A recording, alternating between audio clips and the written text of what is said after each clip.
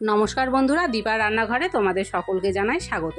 কাঁচা কলা যে এত সুন্দর বড়া তৈরি করা যায় এটা কিন্তু কল্পনারও বাইরে। তো চলো আজকে খুব সহজেই ঝটপট কাঁচা কলা দিয়ে বড়া তৈরি করে দেখাবো। আর ঘরে থাকা আমরা যে উপকরণগুলো প্রতিদিন রান্নাতে ব্যবহার করি সেই উপকরণ দিয়ে কিন্তু আজকের বড়াটা তৈরি করব। তো প্রথমেই দেখো এখানে আমি 3টে কাঁচা কলাকে মাঝখান থেকে কেটে নিয়েছি আর একটা আলুকে ছোট ছোট টুকরো করে কেটে নিয়েছি।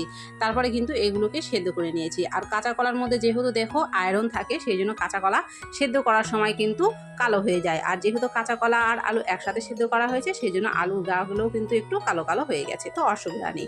কাঁচা কলা আর আলুটাকে কিন্তু দেখো খুব ভালো করে সেদ্ধ করে নেওয়ার পরে আমি ঠান্ডা করে নিয়েছিলাম। তারপরে খোসাগুলো কিন্তু ছাড়িয়ে নিচ্ছি। কলা আর আলুটা দেখবে যখনই খুব সুন্দরভাবে কিন্তু সেদ্ধ হয়ে যাচ্ছে তখনই দেখবে কিন্তু এইরকম সুন্দরভাবে খোসাটা উঠে যাবে। খোসা উঠতে কিন্তু একদমই অসুবিধা হবে না।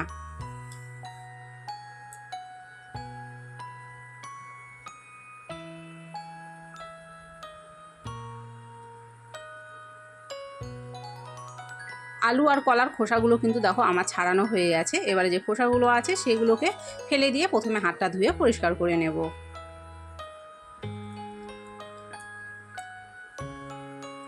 এবারে আলু আর কলাগুলোকে ম্যাশ করার জন্য এখানে আমি একটা ছোট গ্লাস ব্যবহার করেছি। গ্লাস দিয়ে খুব ভালো করে দেখো আলু আর কলাগুলোকে একটু ম্যাশ করে নেব। তোমরা চাইলে হাত দিয়েও করে নিতে পারো বা কারো বাড়িতে ম্যাশার থাকলে অবশ্যই ম্যাশার দিয়েও করে নিতে পারো। খুব ভালো করে আলু আর কলাগুলোকে দেখো এখানে ম্যাশ করা হয়ে গেছে। তারপরে এখানে কিছু উপকরণ দেবো। তো প্রথমেই দিয়ে দিচ্ছি এখানে 2 চামচ মতো বেসন। তারপরে দিয়ে দেবো 2 চামচ মতো চালের গুঁড়ো। তোমরা চালের গুঁড়োর বদলে কিন্তু এখানে কর্নফ্লাওয়ারও ব্যবহার করতে পারো। তারপরে দিয়ে দিলাম স্বাদ মতো লবণ, দিয়ে দিচ্ছি হলুদের গুঁড়ো আর দিয়ে দেবো লঙ্কার গুঁড়ো। ঝালটা অবশ্যই কিন্তু নিজেদের স্বাদ অনুযায়ী ব্যবহার করবে। তারপরে দিয়ে দিলাম জিরার গুঁড়ো, স্বাদটাকে আরটু বাড়ানোর জন্য দিয়ে দিলাম কিন্তু গরম মশলার গুঁড়ো। এবারে এখানে 2-3টা কাঁচা লঙ্কা কুচি করে রেখেছিলাম সেটা দিয়ে দিলাম। আর 2টো পেঁয়াজকে ছোট ছোট টুকরো করে কেটে রেখেছিলাম সেটাও দিয়ে দিলাম। আর দিয়ে দিচ্ছি 1 চামচ মতো রসুন আর আদা বাটা। এখানে 4-5 কোয়া রসুন আর 1 ইঞ্চির মতো আদা আমি একসাথে বেটে রেখেছিলাম সেটা দিয়ে দিলাম। এখন খুব ভালো করে কিন্তু মেখে নেব। আর মাখার সময় কিন্তু কোনো রকম জলের প্রয়োজন পড়বে না। যেহেতু আলু আর কলাটা সেদ্ধ সেই জন্য কিন্তু জলের প্রয়োজন এখানে পড়বে না। তোমরা কিন্তু আগে জল দিতে যাবে না, জল দিলে কিন্তু ব্যাটারটা নরম হয়ে যাবে। আমরা রুটি খাওয়ার আটা ঠিক যেভাবে মেখে একটা ডো তৈরি করে নিই, ঠিক দেখবে মাখতে মাখতে সেরকমই কিন্তু একটা শক্ত ডো এখানটাই তৈরি হয়ে যাবে। একটু সময় নিয়ে হাত দিয়ে চেপে চেপে কিন্তু মেখে নিতে হবে।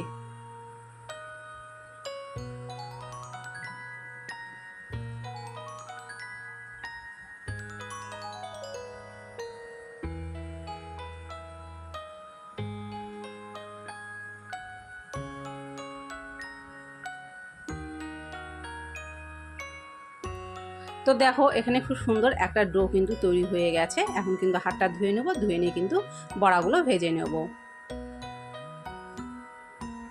কড়াইয়ে এখানে আমি দিয়ে দিয়েছি তেল। আর আমি ভাজার জন্য কিন্তু সাদা তেল ব্যবহার করছি, সর্ষের তেল তোমরা চাইলে ব্যবহার করতে পারো। তারপরে বড়াগুলো এখানে দেখো ঠিক আমি এরকম আকার করেছি। তোমরা চাইলে তোমাদের ইচ্ছা মতো যেরকম কোনো আকার তৈরি করে নিতে পারো। নিয়ে কিন্তু বড়াগুলো ভেজে নিতে হবে। তেলটাকে গরম করে নিয়ে গ্যাসটাকে আমি মিডিয়াম টু লোতে করে দিয়েছি। দিয়ে কিন্তু এখন বড়াগুলো দিয়ে দিচ্ছি। আর একসাথে কিন্তু দেখো আমি অনেকগুলো করে বড়া এখানে দিয়ে দিচ্ছি। তোমাদের যদি অসুবিধা মনে হয় অবশ্যই কম কম করে দিয়ে কিন্তু বড়াগুলো ভেজে নেবে। একদিকে যখন হয়ে যাচ্ছে তখন কিন্তু উল্টে পাল্টে দেবো। আমি কিন্তু কোনো রকম জল এখানে ব্যবহার করিনি, সেই জন্য আমার ডোটা মাখা কিন্তু দেখো একদম ঠিকঠাক আছে। উল্টে পাল্টে দেওয়ার সময় কিন্তু একটা বড়া ভেঙে যাচ্ছে না বা কড়াইয়ের গায়ে লেগে যাচ্ছে না। সেই জন্য বলছি মাখার সময় কিন্তু কোনো রকম জলের ব্যবহার করা চলবে না। উল্টে পাল্টে বড়াগুলোকে দেখো একটু ডিপ লাল করে আমি ভেজে নিয়েছি। এইভাবে ডিপ লাল করে ভেজে নিলে বড়াগুলো কিন্তু খুব সুন্দর খেতে হয়। তো প্রথমের বড়াগুলো কিন্তু আমার ভাজা হয়ে গেছে, তেল থেকে উঠিয়ে নিচ্ছি। এরপরের যে যতগুলো বড়া আছে একই রকমভাবে কিন্তু ভেজে নেব। বড়া ভাজার জন্য কিন্তু আমি এখানে বেশি তেল ব্যবহার করিনি। একই রকমভাবে কিন্তু দেখো সবগুলো বড়া ভাজা করে আমি এখানটায় উঠিয়ে নিয়েছি। তো খুব সহজেই কিন্তু তোমরা এইভাবে কলার বড়া তৈরি করতে পারো। আর এটা খেতে কিন্তু দারুণ সুস্বাদু হয়ে থাকে।